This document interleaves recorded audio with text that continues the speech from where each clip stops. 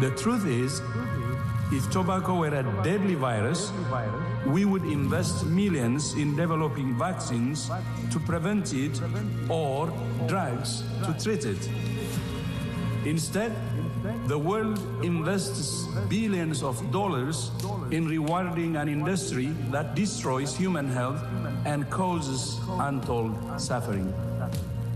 Every dollar invested in a tobacco company is an investment in death and disease, and disease, and disease, and disease.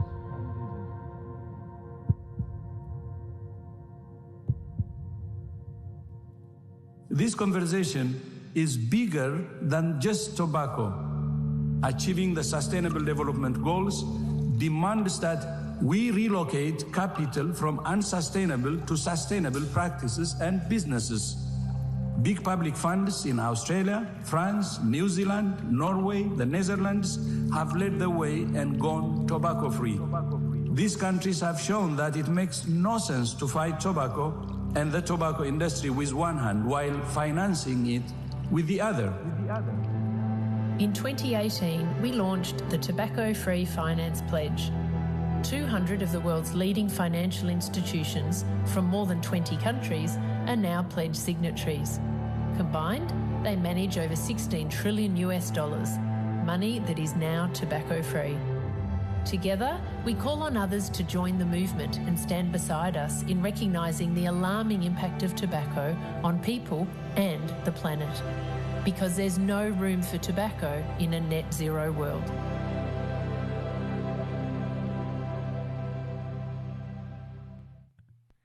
Your Excellencies, distinguished guests, ladies and gentlemen, here in the room and with us virtually all across the globe, thank you for joining us today. I know it's a big week and there's lots of important conversations to be had, so thank you for prioritising this event to celebrate the 5-year anniversary of the Tobacco-Free Finance Pledge.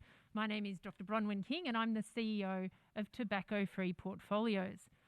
I would like to sincerely thank the governments of France, the Netherlands and Jamaica for co-sponsoring this event, for helping bring it to life, and for recognising that while tobacco is an old issue, until we achieve a tobacco-free world, it is one that must be continuously prioritised by all nations.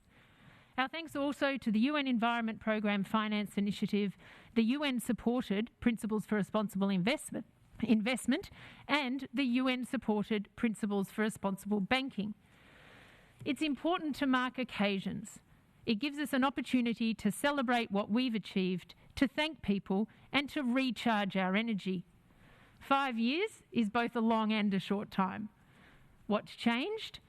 When we assembled here 5 years ago, we had just over 90 pledge signatories with a total of $6 trillion US under management, and that was a great start. But today, we now have over 200 pledge signatories, including some of the world's largest banks, pension plans, insurers, asset managers and sovereign wealth funds. These financial institutions are headquartered in more than 20 countries, and together they control over $16 trillion US in assets under management, $16 trillion that is now committed to tobacco-free. We've had a pandemic in those 5 years, and I love telling folks that we added $10 trillion to our pledge via Zoom. So we really must thank Zoom as well, because we couldn't have done it without them. So a lot has changed for the better. What has stayed the same is the threat of tobacco to our health, our children and the planet. The facts about the environmental impact of tobacco are not well known. Cigarette filters are made from plastic that fills our oceans. In fact, cigarette filters are the #1 ocean plastic. Tobacco production is responsible for around 5% of global deforestation and has a carbon footprint larger than entire countries, bigger than Peru, bigger than Israel. These planetary impacts are alarming, yet they are often overlooked. Almost every day I see a shiny new report on ocean health, deforestation, water preservation, carbon footprint, single-use plastic. But these reports often neglect to mention tobacco, which in many of those categories is one of, if not the worst offender. So my call to action is to ensure that every plea for sustainability, every sustainability initiative includes a clear message. There is no room for tobacco in a net zero world. It is now my great pleasure to introduce some of our greatest allies in the crusade against tobacco. Minister Aurélien Rousseau, Minister of Health and Prevention for France, welcome. The floor is yours.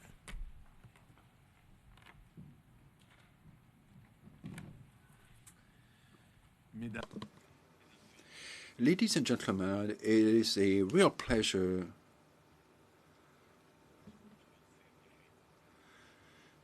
indeed, I will speak in French. Ladies and gentlemen, it is a real pleasure and an honor to be part of this event. It's my first this year in the margins of the United Nations General Assembly. Thank you for those words, Dr. King. Thank you for your involvement, which help to make progress this everyday fight, which is not over yet. Because the fight against smoking is a long and complex process involving a paradigm shift in the lives of all of us. And yet this should in no way discourage us. I would like to start by saluting the WHO Framework Convention on Tobacco Control, one of the most visible multilateral contributions to health in our daily lives. It's an invaluable tool for guiding WHO member states in their efforts to curb the tobacco pandemic. However, the goal of a tobacco-free world is still a long way off, faced with the public health and environmental challenges posed by tobacco. France is fully mobilized at both the international and the national level. In addition, indeed, to a sharp rise, a sharp increase of the price of tobacco, which remains an important but insufficient lever, we have, for instance, taken the following measures. We have increased the reimbursement of nicotine substitute to bring it at the same level like any other medication or prescription. We have implemented a social marketing strategy, such as the Tobacco-Free Month or the introduction of a plain cigarette pack. And these were real political fights, I can tell you. We have also introduced a ban in smoking and a ban on smoking in public places and children's play areas. And we plan to expand this ban. But to speak directly to the young people and to be more trusted by the people, I'm convinced that the environmental argument is one of the key factors in this fight against smoking, and that's why this event is so important. You've talked about filters and everything that can affect the environment. As far as we're concerned, we have decided in France to ban the sale of disposable electronic cigarettes, which are very popular with the young people, but are a quick route into smoking. What's more, their components, notably the lithium batteries, are totally at odds with our objectives to combat pollution. We need to continue because after an unprecedented drop in daily smoking between 2016 and 2019 in France, that prevalence has since stabilized. Tobacco remains the leading cause of avoidable death in France. So what can be done to successfully reduce the prevalence of smoking in our societies? By acting at the root of the tobacco industry's financing, Tobacco-Free Portfolios is tackling an essential element of its operation. I'm pleased to note that major French groups in all sectors are mobilized in this movement, whose representative I salute here, as well as all of those who are taking part in this fight. This work is done on a daily basis. We should never think that we're going to see the end of it. We work every day of the fight. We have no right to relax our efforts. Any initiative as useful as that of Tobacco-Free Portfolios is welcome to help and will help. Congratulations once again, and if I may say, happy anniversary.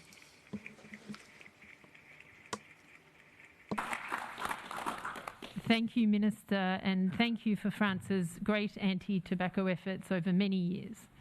I would now like to invite all speakers and VIPs to come up to the podium for our family photo. So please, all the speakers and VIPs, please come up, and the photographers can come up in advance and take a photo. And everybody, all the panellists, please just remain seated. Everybody else just to stand behind this panel, please.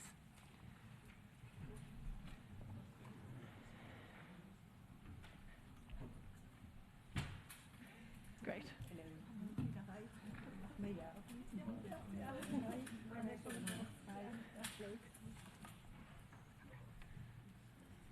Yeah. Thank you.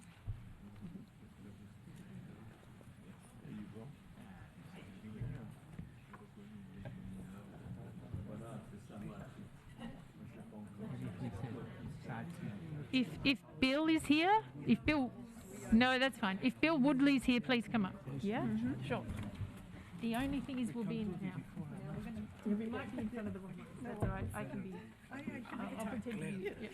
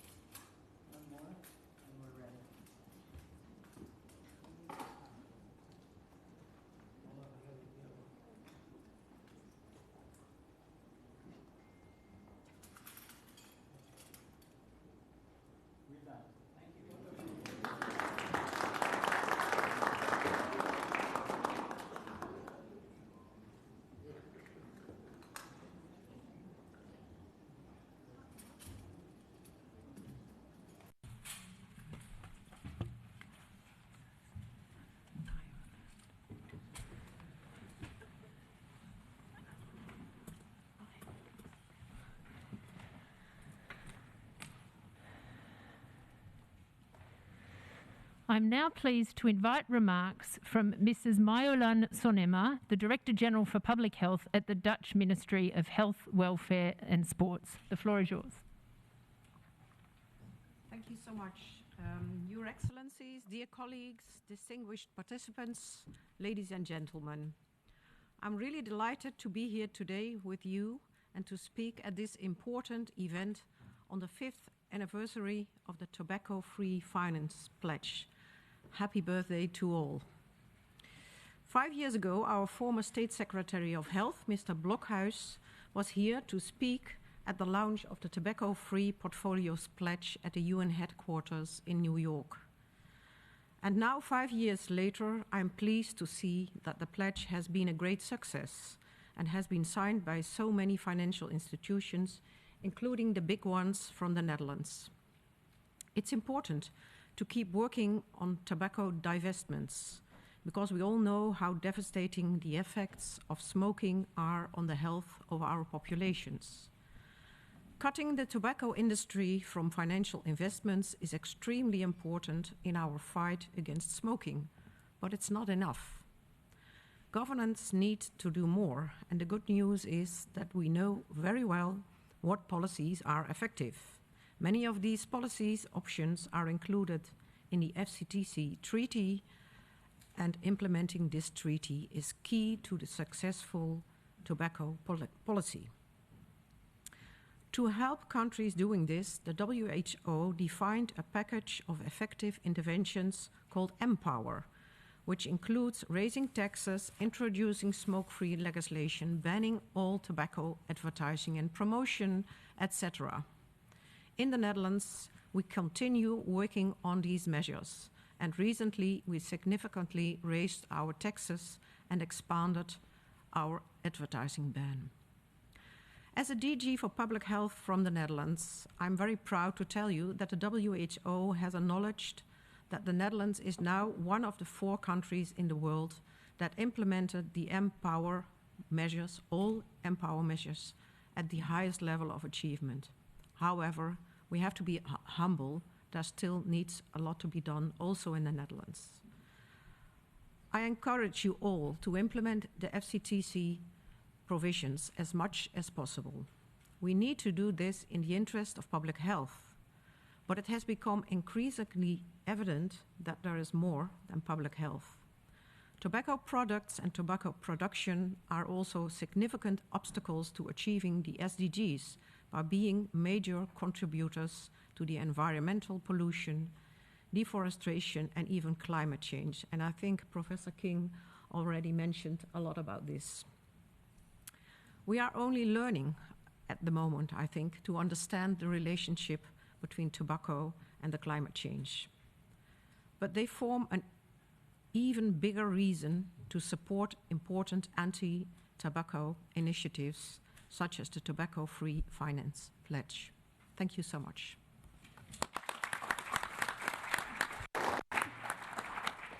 Thank you, Director General. I'm now pleased to give the floor to Dr. the Honourable Minister Christopher Tufton, MP, the Minister of Health and Wellness from Jamaica, where some of the fittest and fastest people in the world live. I'm guessing none of them smoke, Minister, so we all need to listen to you very carefully. The floor is yours. Thank you very much, Madam Chair, and you're right, none of them smoke. Professor King, CEO Tobacco Free Portfolios, Head of Delegation, Ministers, specially invited guests, ladies and gentlemen, good afternoon to you all. Like the others who have spoken before me, I'm very pleased to join you this afternoon for what is a very important event, and Jamaica stands fully committed to Tobacco-Free Finance Pledge, and we celebrate with you your 5th anniversary. We are pleased to be here because the use and the destructive nature of tobacco is inextricably linked, and it's important that this is being made to climate change and the impact on the climate and, by extension, public health. Indeed, this event further elevates tobacco control to a level requiring continued best efforts if we are to be successful to realizing the net zero world that we are advocating for. From Jamaica's perspective, we represent small island developing states, and we're particularly vulnerable. We're vulnerable in terms of the environment because of rising sea levels and extreme weather conditions. And of course, we're vulnerable because tobacco and its use, more often than not, exerts a lot more influence than in more larger developed countries. Why? Liberalization of trade, the fact that we're price takers, issues of inequality, issues related to poverty, and the need for subsistence existence, which tobacco lobbyists take full advantage of in terms of getting their products saturated in the marketplace.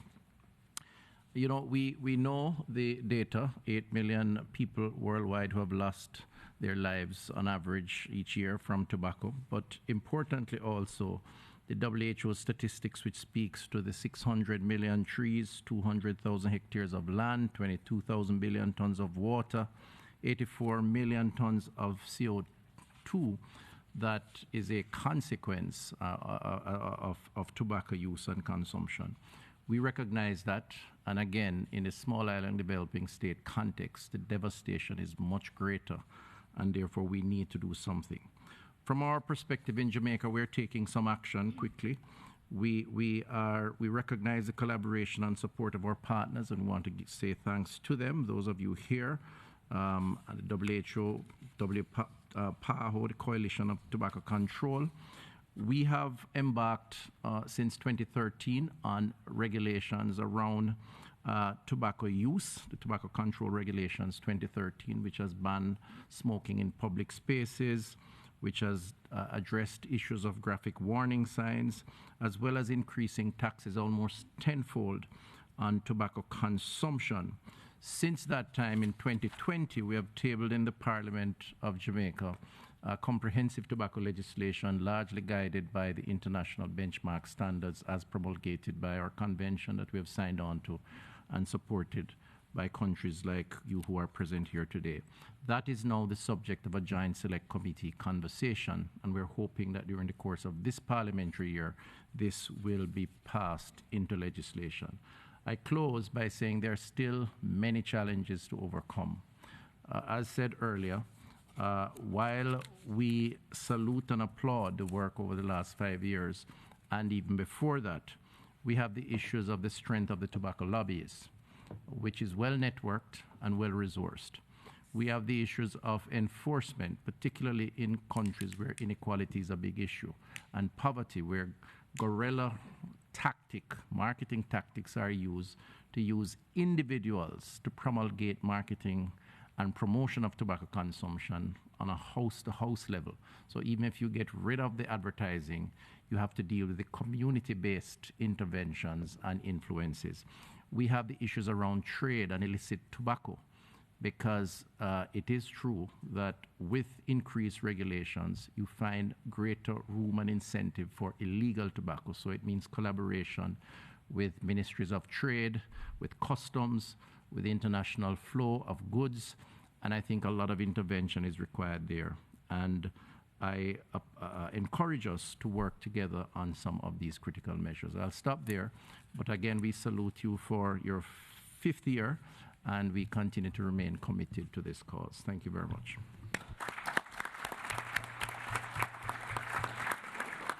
Thank you, Minister. Thank you for those excellent insights. It's now my great pleasure to introduce Her Excellency Dr. Hanan Mohammed Al Kouari, the Minister of Public Health from Qatar. The floor is yours. Thank you very much.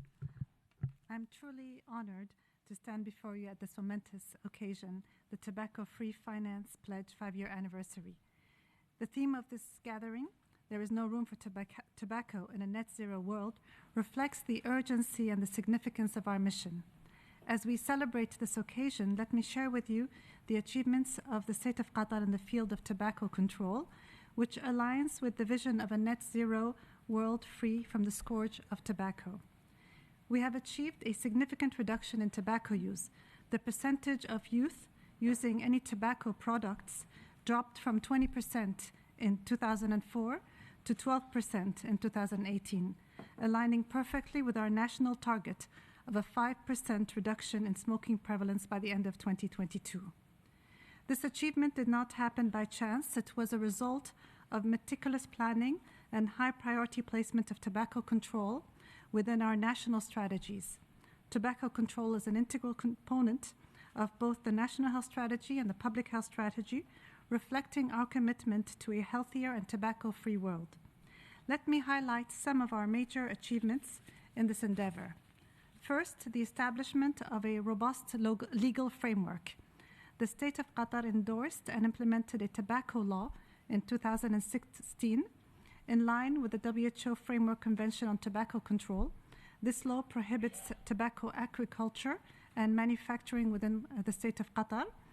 It also restricts tobacco-related businesses and trade, imposing a minimum distance of 1,000 meters from schools. Furthermore, we have banned smoking in closed public places and mandated graphic health warnings on tobacco packages. Second, the State of Qatar established a comprehensive tobacco product taxation model, including customs and excise taxes. This resulted in a 100% increase in the price of all tobacco products. Additionally, we implemented a tax stamps to enhance indirect tobacco product taxation and support tracking and tracing of tobacco products. Third, realizing the importance of awareness, we launched a national health awareness campaign targeting at-risk groups such as youth and workers. Fourth, we have established tobacco cessation centers at both the public and private sectors, with 15 out of our 30 primary health centers in Qatar currently providing these services. Additionally, the Hamad Tobacco Control Center treats approximately 1,200 new patients each year, trains clinicians to ensure the best quality of care, promotes health awareness, conducts scientific evidence-based research, and utilizes innovative services such as laser therapy to help people stop smoking. It's noteworthy to note that the Hamad Tobacco Control Center is also a WHO collaborating center, further strengthening our commitment to global tobacco control efforts. Fifth, establishing tobacco surveillance systems. We have conducted school-based surveys as well as adult surveys, and in this current year, we established a tobacco products quality control laboratory to ensure the specifications and safety of all tobacco products according to the standards. And finally, more recently, Qatar played a pivotal role in ensuring that the FIFA World Cup 2022 tournament was a 100% tobacco-free tournament. This included raising awareness about tobacco hazards, enforcing tobacco-free policies through training of volunteers, of security personnel, and overseeing policy implementation while providing reports for future events. Our efforts in this regard received recognition and praise from the WHO and from the global health community. In conclusion, the State of Qatar has demonstrated its commitment to protecting the health and well-being of its citizens by achieving remarkable success in tobacco control, and we remain dedicated to building a tobacco-free future, aligning with the theme of there is no room for tobacco in a net zero world. Thank you for your kind attention, and let us continue our journey towards a tobacco-free world.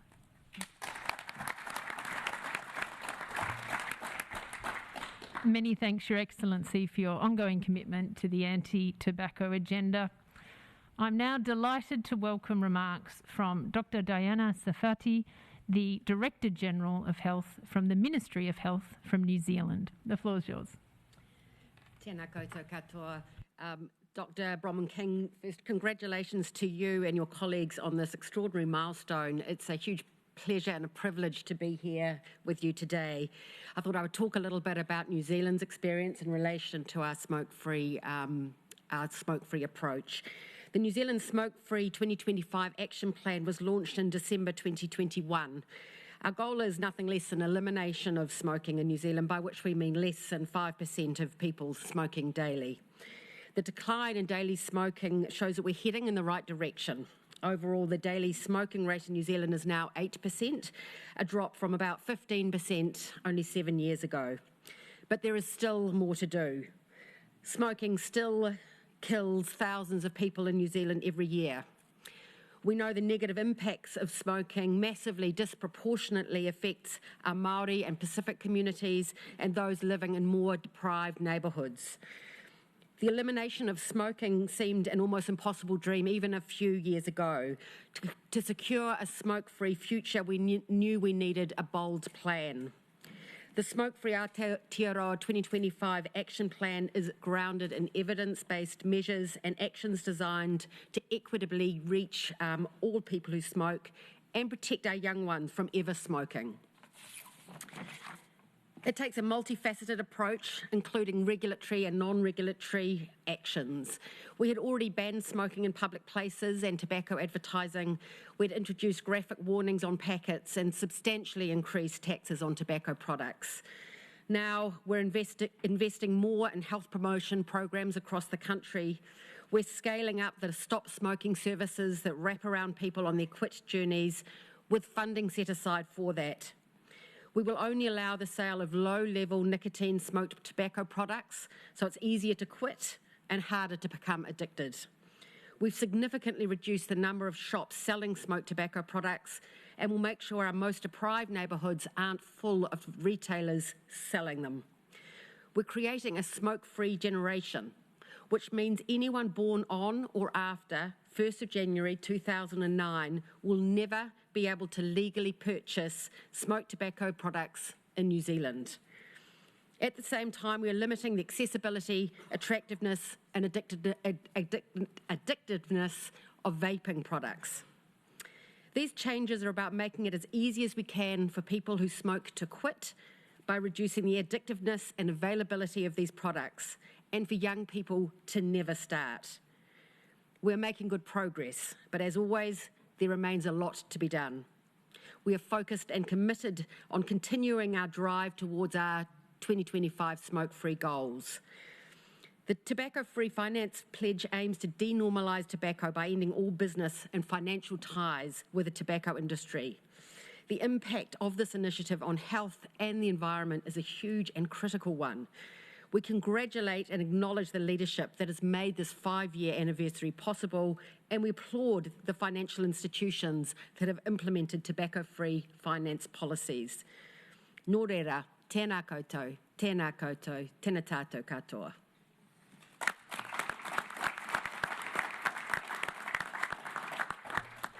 Many thanks, Dr. Safeti.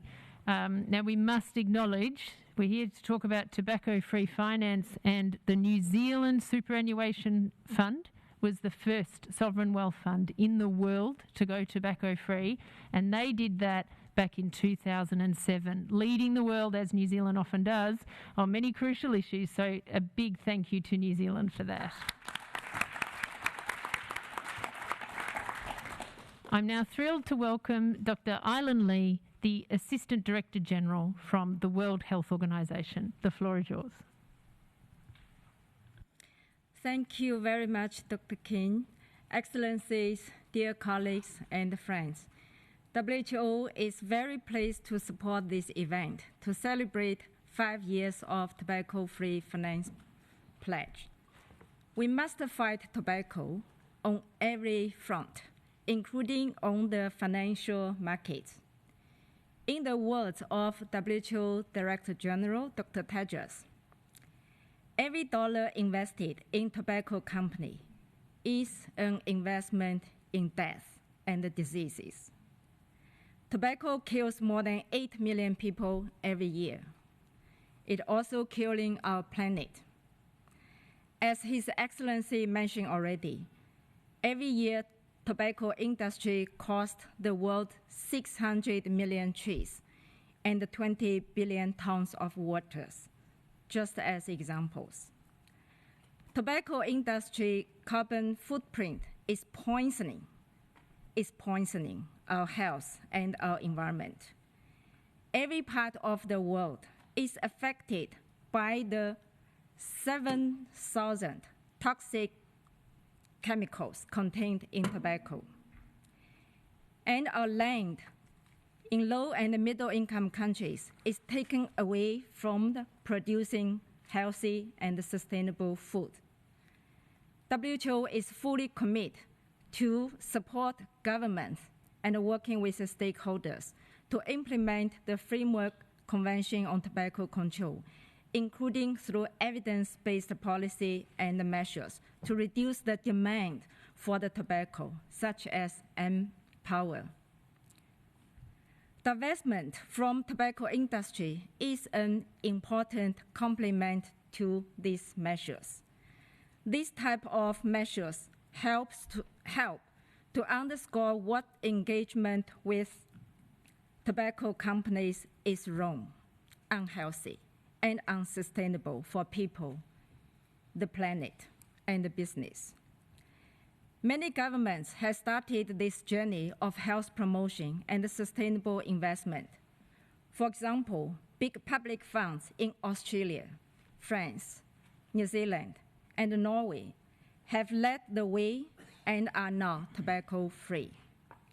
These countries have shown that it makes no sense to fight tobacco on one hand, while investing in this industry on the other hand. Tobacco-free portfolios has championed a conversation about sustainable investment. On behalf of WHO and my colleague also here in this room, I urge all member states and stakeholders to move this direction. Let's end tobacco now for healthier population and a healthier future. I thank you.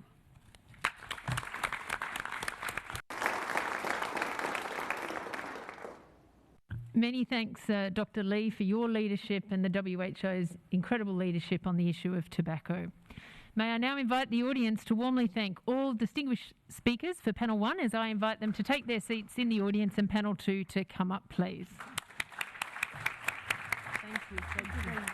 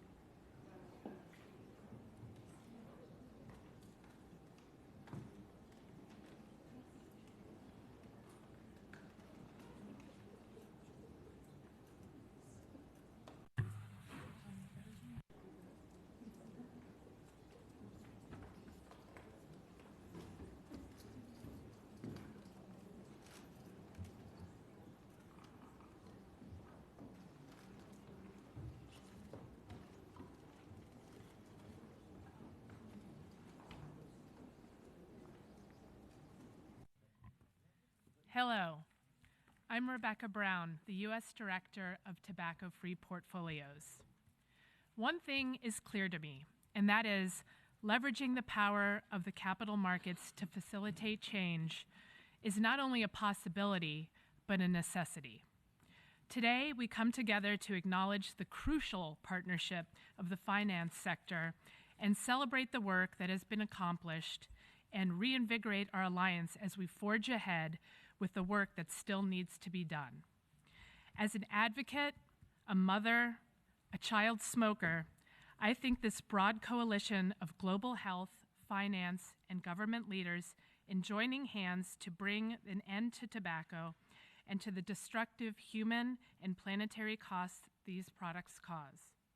Together, we can make change happen. Now it's my great pleasure to introduce Attorney General Rob Bonta, Attorney General of the State of California. The floor is yours. Thank you for the kind introduction. Rob Bonta, California Attorney General. Wonderful to be with you all tonight. And it's just really a privilege to be here to celebrate 5 years of the Tobacco-Free Finance Pledge. And let me first say congratulations on 5 years. And here's to 5, 10, 15, 50, 100 more. This pledge is an example of what we know to be true in California. You don't need to throw your values out the window in the pursuit of financial success.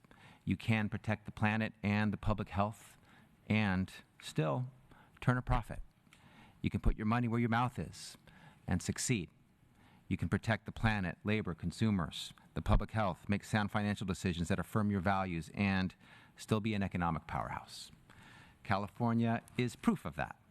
When people wrongly claim that our nation-leading public health laws and environmental laws are stymieing growth, I say we're on the verge of becoming the 4th largest economy in the world. So I don't think so. And we didn't get here in spite of our protections and our policies and our values. We got here because of them.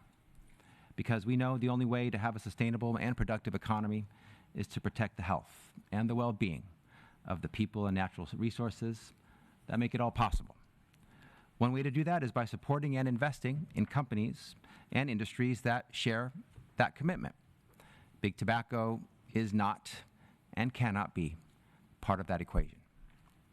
For too long, tobacco products have polluted our oceans and our beaches, filled our air with toxic smoke, and caused the death of so many of our friends and loved ones. That's why this pledge is so important. I want you to know you can count on the California Department of Justice to be your partner when it comes to standing up to big tobacco. We've made it clear to Juul and other e-cigarette and vaping companies that we won't allow them to reignite an epidemic of youth nicotine use. We've defended and enforced California's ban on flavored tobacco products. We've cracked down on the sale and distribution of illegal tobacco products. And since 2017, California DOJ has given $170 million in funding through our tobacco grant program to help curb youth tobacco use. At California DOJ, we're all in on protecting our people and our planet, whether that means going after big tobacco or holding big oil accountable for their decades-long deception campaign to cover up their role in creating and exacerbating climate change, a strategy they ripped off from their friends in the tobacco industry. As the people's attorney, I'll never shy away from fighting greedy corporate giants that hurt California and Californians, all to bolster their bottom line. So thank you for having me tonight. I'm proud to be with you. Thank you to everyone who has signed on to this pledge and to Tobacco-Free Portfolios for leading this important initiative. Thank you.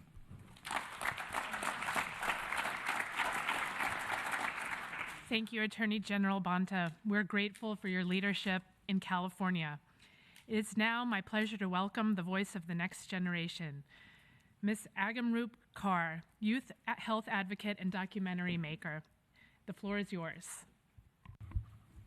Thank you. It is an honor to be here today to celebrate with Dr. Bronwyn and the work that she has done with her organization. It is clear that investing in and enabling the tobacco industry creates a world undermining our health and the health of our planet. The very products peddled to addict youth through flavors and targeted campaigns, the products that kill more than 8 million people worldwide every year, are also responsible for poisoning our planet. Tobacco products are the #1 littered item in the world, collectively releasing toxic chemicals, heavy metals, and plastics into the very corners of our ecosystems. Tobacco cultivation has resulted in deforestation and great biodiversity losses. The egregious list of the tobacco industry's irresponsible actions infiltrates across our lands, between our waterways, and into the very air we breathe.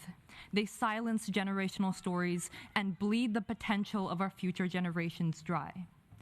I am one of the many young people across the world who have decided that we will not bear the burdens of inaction. So at 12 years old, I set out on a mission to empower change through collective learning and activism. Building the first tobacco prevention programs at my schools, I saw how personalizing education impassioned students to lead marches calling out the industry's actions against the environment and demand our elected officials to act.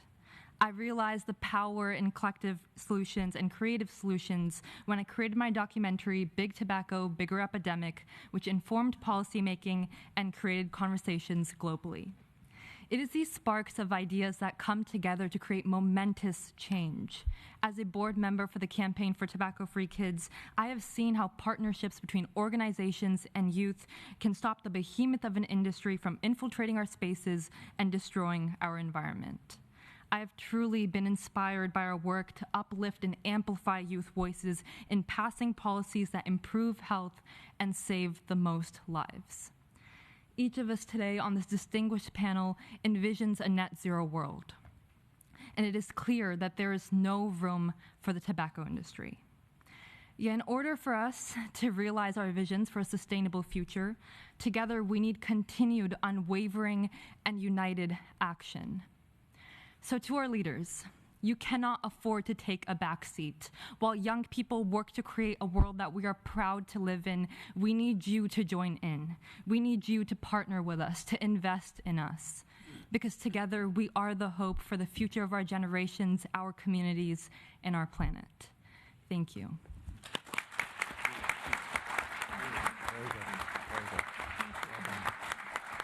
Thank you so much for your passion and your advocacy.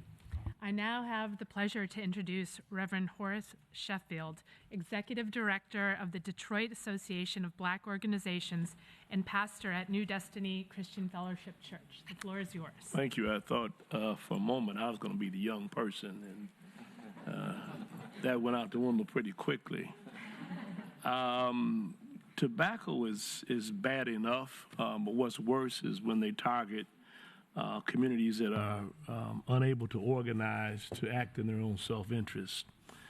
And therefore, it's time for us to unite to eradicate predatory practices by the tobacco industry that adversely impacts and knowingly visits pain on our poor, our youth, and consciously upon people of color. For 70 years, the tobacco industry has maliciously and unapologetically targeted us, people in my community, people who look like me. And as a consequence, Black American smokers are almost exclusively consumers of mentholated tobacco products. I was sharing a moment ago, you can ride through any neighborhood in Detroit and all you see are billboards for cigarettes, menthol cigarettes and liquor. In 1971, I watched my 43-year-old mother struggle to breathe and subsequently die in front of me as a result of such practices. Practices that caused me to personally experience loss. In spite of my grief caused by this loss and my public position against menthol cigarettes and the targeting of my community, I, like others in my community, was offered money, significant money, to stay silent about the ban on menthol cigarettes. Too many of those I know and have fought with against other foes had shamefully accepted that offer, but I didn't, I won't, and I never will. Therefore, I'm here in the United Nations, and by the way, I had my knee replaced not long ago. It was quite a trek to get here. Asking us to send a clear message to the tobacco industry that necessary message is to assist us in bringing about the elimination of menthol as a characterizing flavor in all tobacco products. If this happens, we can and will save millions of lives and end the decades of grief that this product and practice has caused for others and for me. Unfortunately, we know that the industry values profits over people, so much so that they even pay our leaders and families of victims to oppose this menthol ban. Most recently in Detroit, Eric Garner's mother, Gwen Carr, where we're in a hopefully successful fight to ban menthol cigarettes in Michigan, is on radio and TV encouraging people not to support the ban. Here her son died by being choked to death buying loose cigarettes and uttered, "I can't breathe," but yet she's opposed to the ban. Well, I can't breathe either, because I can't believe that those who oppose police brutality won't stand against corporate brutality that is killing us. I say, if Black lives matter, Black lungs matter too. I was recently offered, as I closed, $250,000 to change my opposition to menthol cigarettes position. And I said then, I say now, our voices are not for sale and our organizations cannot be bought. It's time for us to stand up and be heard and be in this fight. Thank you. Thank you so much, Reverend. Thank you for your leadership and thank you for your voice.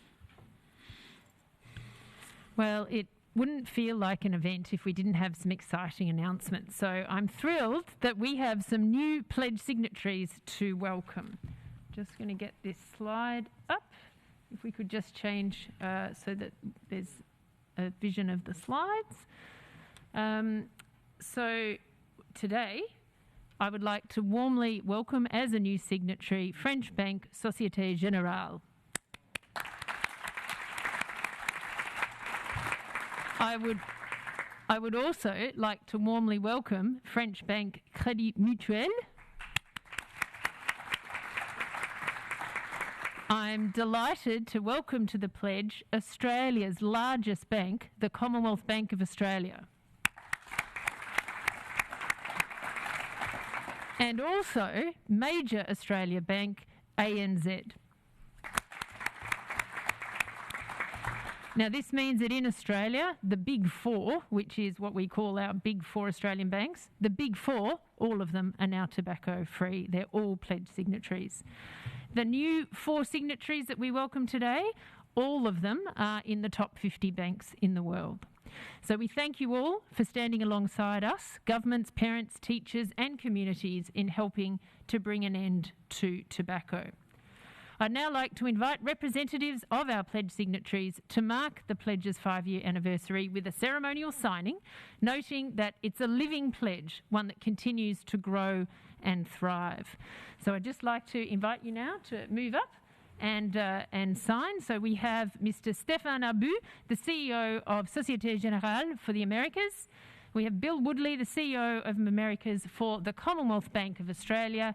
And finally, Johnny Fillion, the Vice Chair, Board of Directors, BNP Paribas USA, representing BNP Paribas, one of our founding signatories of the pledge.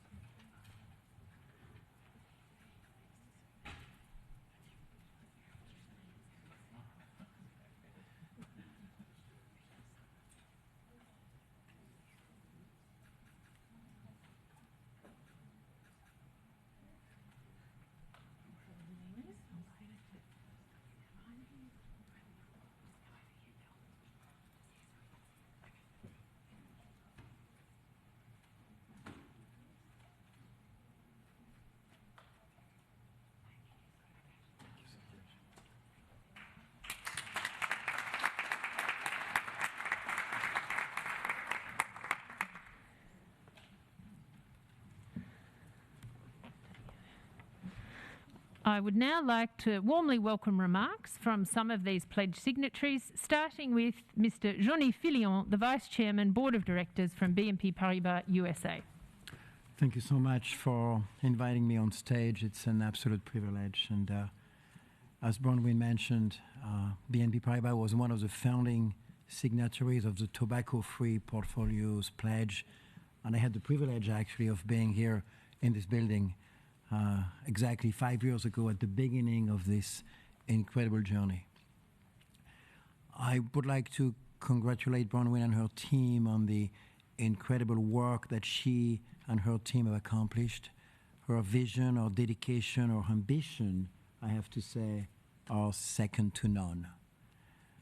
BNP Paribas was, in fact, one of the first banks to go tobacco-free as of September 2018, in conjunction with the publication of our tobacco sector policy, alongside our 8 sector policies, which cover a variety of sensitive areas like coal, nuclear, palm oil, that BNP Paribas proudly adheres to. We exclude tobacco from our financing activities. Very simple, very clear. These policies were the beginning of our sustainability journey, which has since, I have to say, accelerated over the past decade, leading the charge in and pioneering sustainable finance, and more recently developing dedicated low carbon transition teams to help all our clients engage and pivot to a greener future.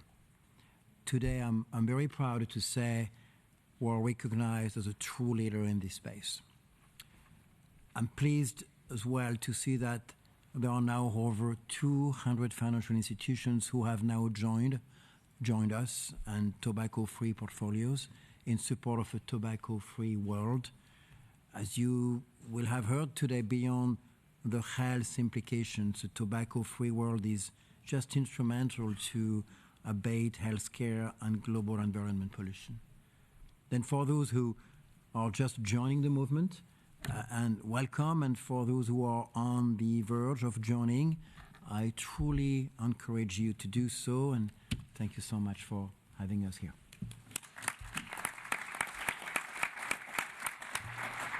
Thank you, Jean-Yves, for the incredible support from BNP Paribas over many years. We really recognise the tremendous leadership of BNP Paribas on this issue. It's now my pleasure to introduce Mr. Stéphane Abou, the CEO of Société Générale Americas. The floor is yours. Thank you, Bronwyn. So I want to start by thanking you for the invite to attend today's event and wishing you a happy birthday. I was there 5 years ago with Jean-Yves, and at that time I was just working for another bank. So it's a pleasure today to represent Société Générale and to bring that institution to that pledge. I firmly believe that it is one thing to talk about making the world a better, healthier place, but it is another one all together to take action on such a promise. As we have heard from previous speakers, the tobacco industry has a damaging impact on various aspects of our environment, be it deforestation, carbon emissions, or water usage. The finance sector is an ally in global tobacco control, and I am convinced that global coordination can help with tackling the devastating impact of tobacco. So I am very honored and privileged, and want to thank you again, to represent Société Générale today as we become a signatory to the Tobacco-Free Finance Pledge, joining almost 200 other signatories. Signing the pledge is an important commitment for Société Générale. As a founding member of the Principles of Responsible Banking, we are committed to respecting the United Nations Sustainable Development Goals. And clearly, tobacco products are in direct conflict with these goals. This strong commitment is in full alignment with our recently announced strategy. A strong commitment to ESG and corporate social responsibility are core to that strategy. It is something we view as imperative to the long-term health of not only our bank, but more importantly to the health of the planet and of the people on the planet. So I want to thank you once again. I am very happy to join the family, and thanking you for having me here today. Thank you. Thank you, Mr. Abou. It's very nice to have you on the team. Now over to my colleague, Rebecca Brown. Earlier this year, one of our most active pledge signatories, the Dutch financial institution Achmea, reached out to us and said, "We want to do more." And thus, the 2023 Investor Statement on Tobacco was born. To hear more about it, I would like to introduce Annette van der Kroot from Achmea. The floor is yours. Thank you. And first of all, happy birthday also from our side. It's great to be here on your birthday party. The financial sector has long been absent in the discussions regarding tobacco control. Unfortunately, that is shifting, and financial institutions are becoming more critical and vocal regarding tobacco control. A clear sign is the increasing number of investors that exclude investments from tobacco products and producers, in which tobacco-free portfolio has played a key role in getting the discussion going in the financial sector. But excluding tobacco producers is only one step financial institutions can take. Today, I'm therefore proud to launch the Investor Statement on Tobacco Control. With the statement, 57 investors with close to $3 trillion assets under management speak out to the member states of the WHO FCTC to speed up implementation. As an investor, we are logically aware of the detrimental impact of tobacco use on health. But we also want to make the argument to member states that from an investment point of view, tobacco controls make sense. Tobacco control improves productivity of workers. It frees up funding for investments in education, and it naturally aligns with a net zero world. I'm therefore proud to hand over this statement on behalf of Achmea and 56 financial institutions from 10 countries, and with a close to $3 trillion assets under management, to Dr. Lee of the WHO in support of the WHO Framework Convention on Tobacco Control. And we hope this is the starting point for a productive dialogue between investors and member states on the necessity of increasing global action on tobacco control. So may I invite Dr. Lee to hand over this investor statement.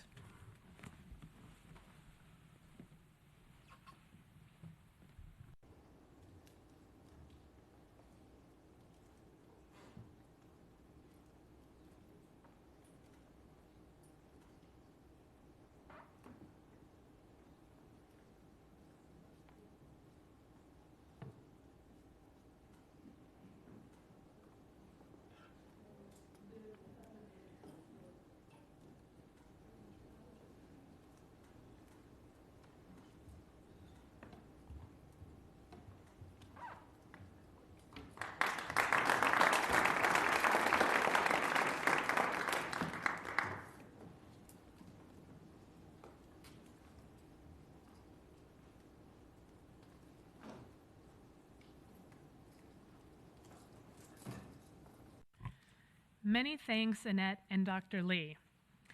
Public declarations matter. They change things. They can change our world. Thank you to the signatories to the investor statement for the role that you play in ensuring we achieve a world free from tobacco. This now concludes panel 2, so I would like to invite the audience to thank our distinguished speakers.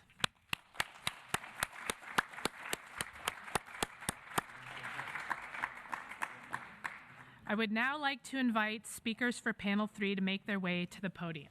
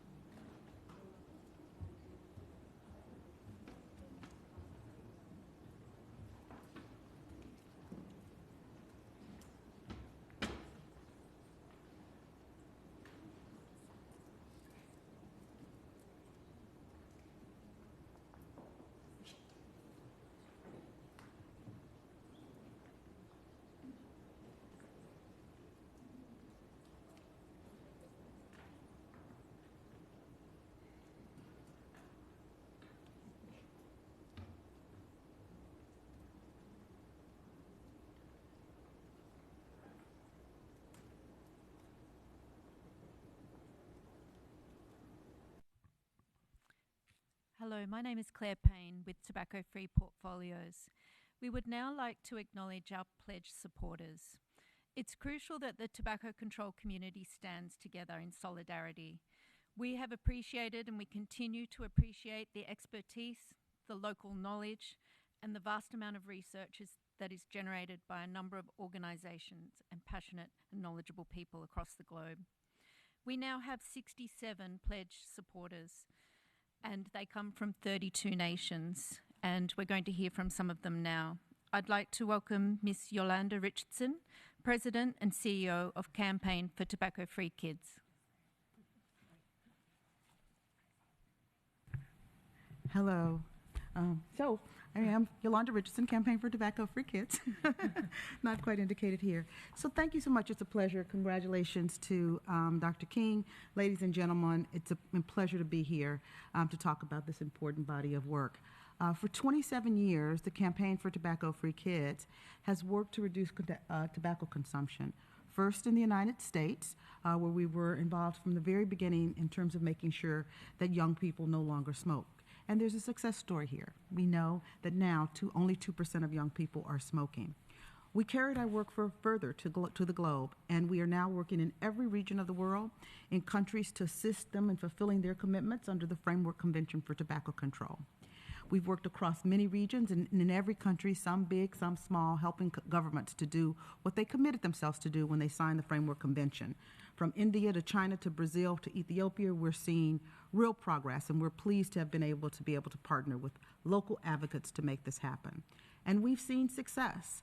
We know that smoking is declining globally, not fast enough, not quickly enough, and we know that there's more to be done. But we need to stop and celebrate the successes as they occur, and we want to join with you today to say that our collective efforts have indeed made a difference. But the tobacco industry has fought us every step of the way. In every country where we've worked, in every city, in every town and locality where we've worked to try to pass policies, the tobacco industry has been there to try to be a disruptor, to try to continue to market its goods. But we are ever vigilant. They are ever vigilant, and we are ever vigilant. We are part of the solution. And we want to say today that they cannot be a part of a solution in terms of creating the opportunity for more people to discontinue smoking. It cannot happen. We're happy to be here to celebrate with Bronwyn and her team, and we're really pleased to be a part of the group of organizations that have signed the pledge. We want to be a part of the solution, and we know together governments, civil society, and the private sector have to be a part of the solution, and we applaud your efforts. Thank you so much. Thank you, Yolanda. We'll now hear from Dr. Eduardo Jaramillo, Director General for the United Nations at the Ministry of Foreign Affairs of Mexico. Thank you very much. Good afternoon. Thank you to the Tobacco-Free Portfolios for their invitation to this important meeting.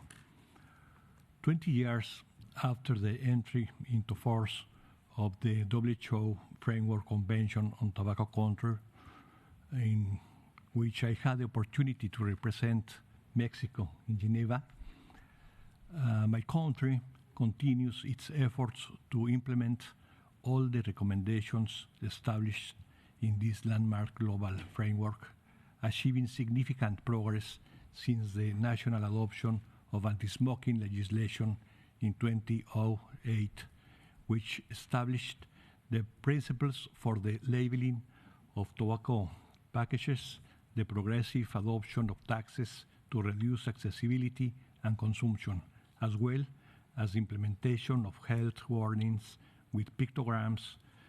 Mexico has transitioned to a vision based on public health and scientific evidence, which has yielded tangible results in our society. Although the prevalence of tobacco consumption among adults has not increased significantly according to the most recent national measurements, more than 51,000 people die each year in Mexico from diseases attributable to smoking, that is 135 consumers per day, Also today, close to 15 million Mexicans smoke regularly, and the direct cost of medical care is almost $4.7 billion a year.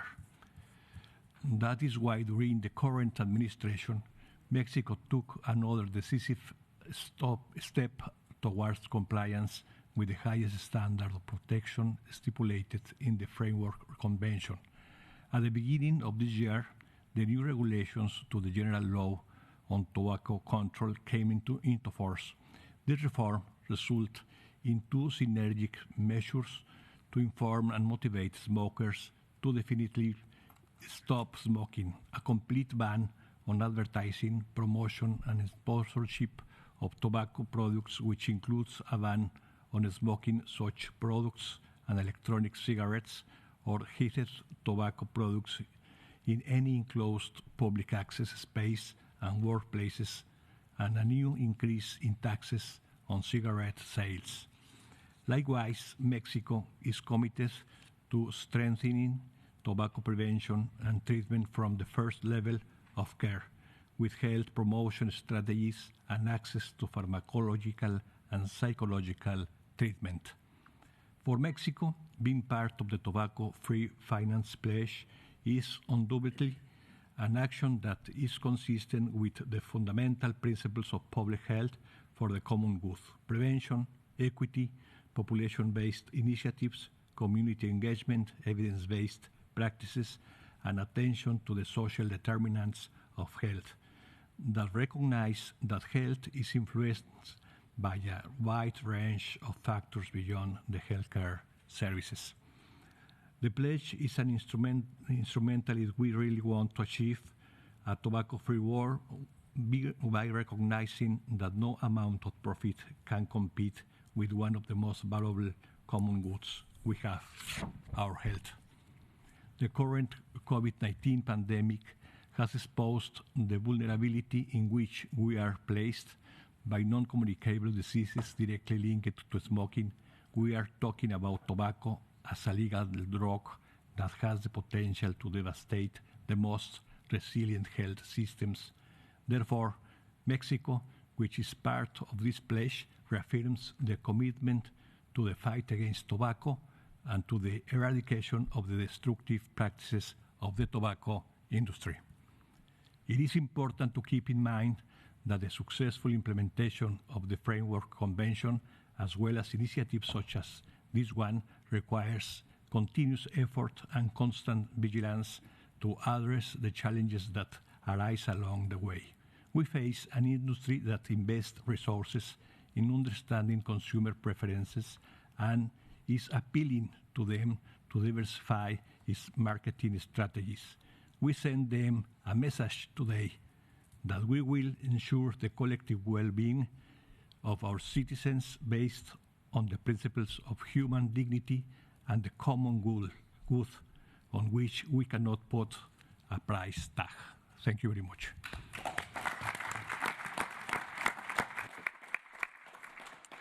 Thank you. I would now like to introduce Ms. Katja Iversen, CEO of UN Live, the Museum for the United Nations.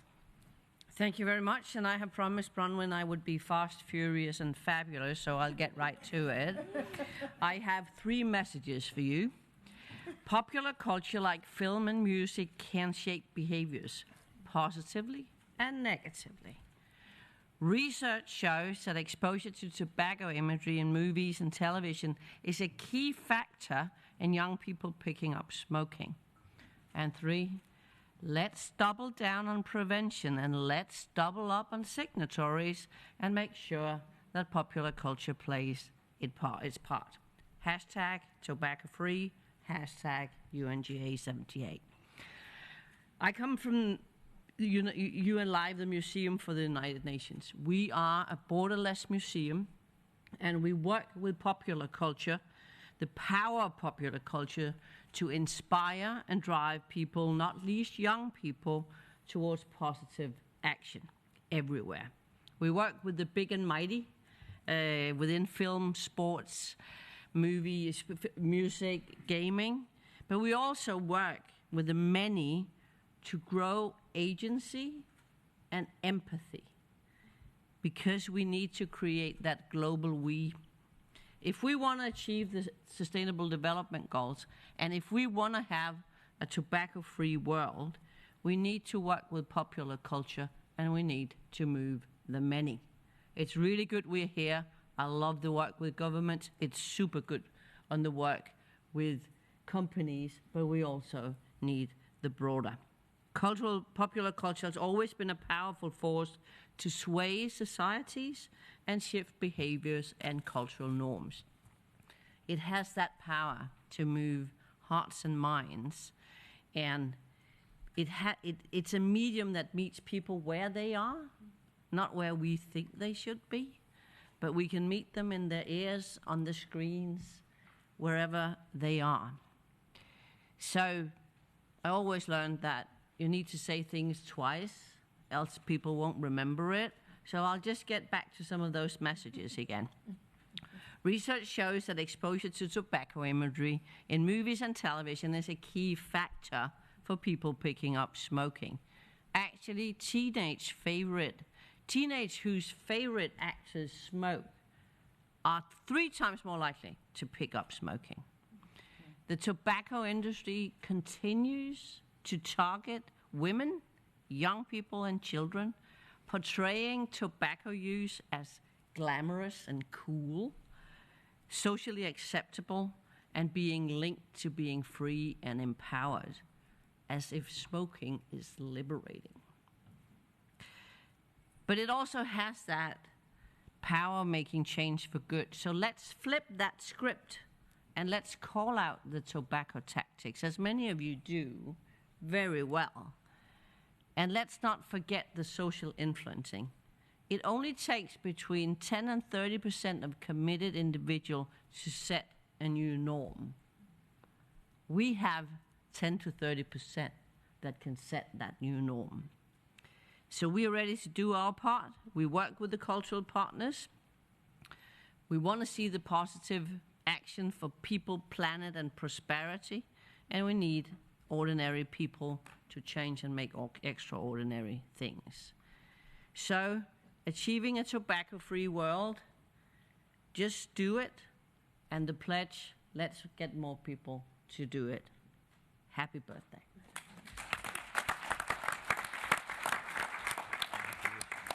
Thank you, Katja. You delivered on your promise.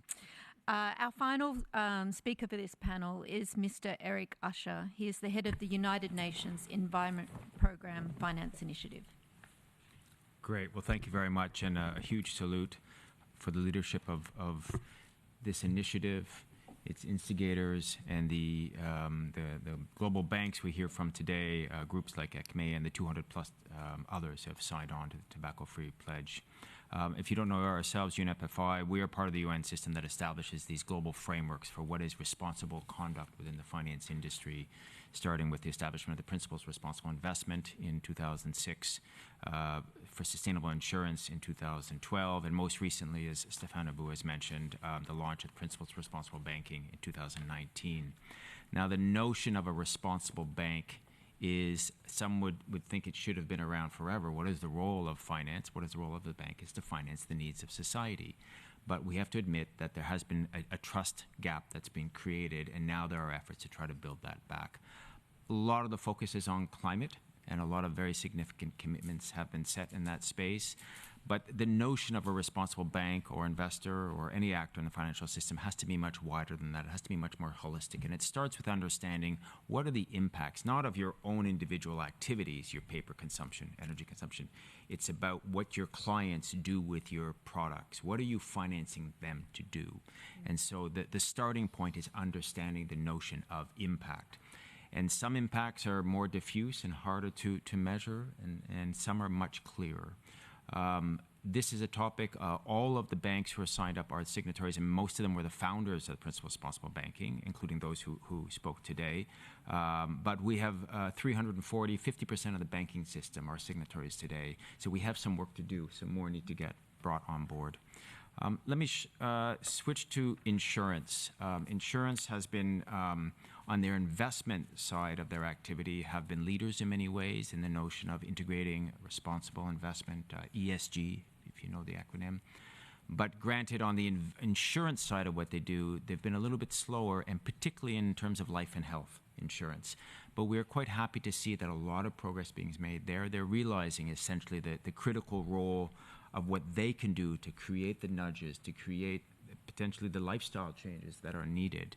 And they're starting to put out guidance, and they're starting to set commitments and targets, and particularly around the notion of prevention measures, the value. Essentially, it should be much more cost effective to prevent than to treat impacts. And I think part of this is what we're hearing today in terms of messages is no single actor, financial, regulatory, civil society can solve this problem on their own. It's where we need the signaling coming from all around. It's like what we would call a dance, where you need to lean in, initially from industry, typically voluntarily, but that sends the signals to policymakers to say, okay, we should start to see what's happening and maybe start to ratchet up over time. So statements like the investor statement send very, very positive reinforcing signals.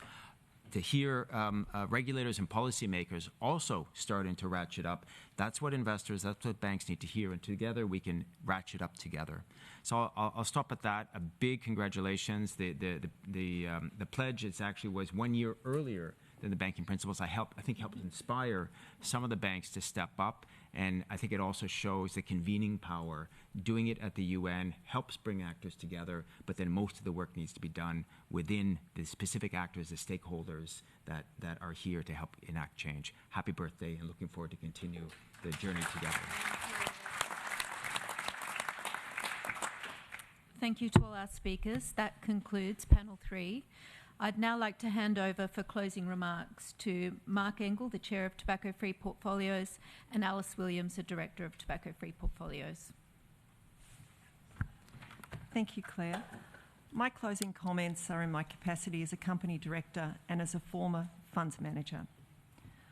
Over the past 30 years, we have seen a fundamental shift in the way that funds are managed.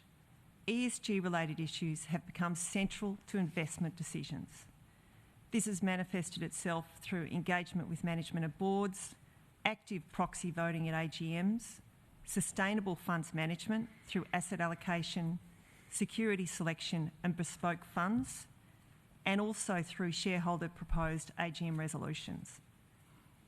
Within this context, Tobacco-Free Portfolios, led by Dr. King, has been a pioneer in the advocacy of exclusion-based investing to offset the devastating impacts of the tobacco industry on the climate and public health.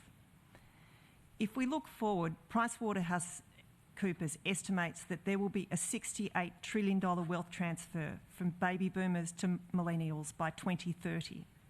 This represents a unique opportunity for all financial institutions to play a crucial role in ensuring these funds are invested in sustainable investments to tackle climate change, as there is no room for tobacco in a net zero world. Thank you.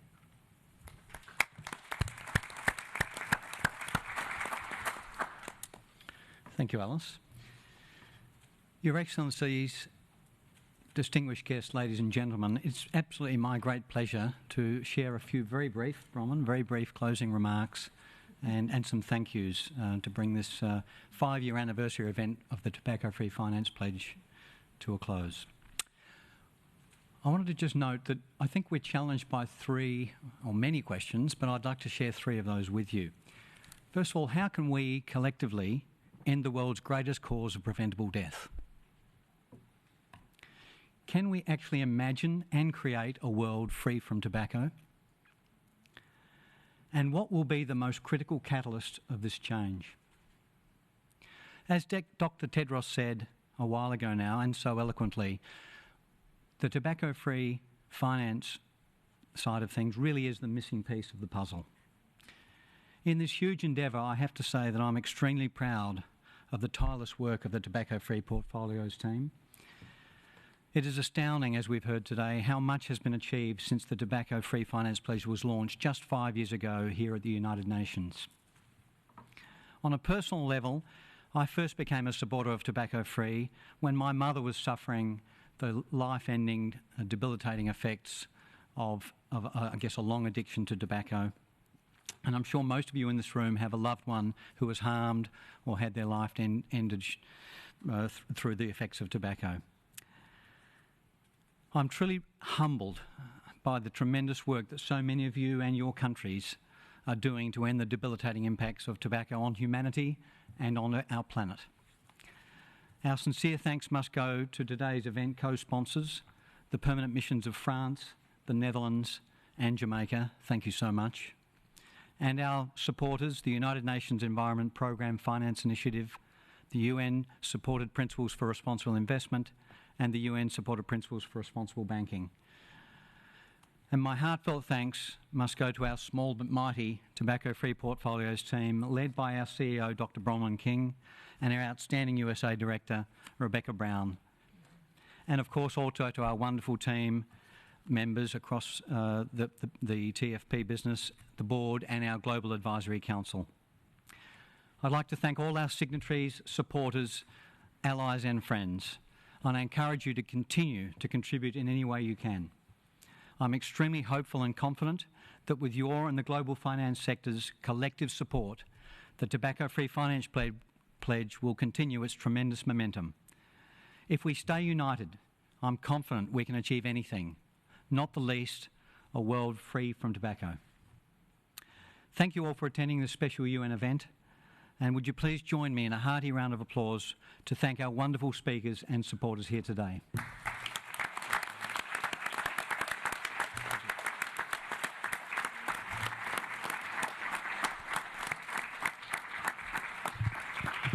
So that concludes today's event. Thank you, merci, dank u wel, and good afternoon.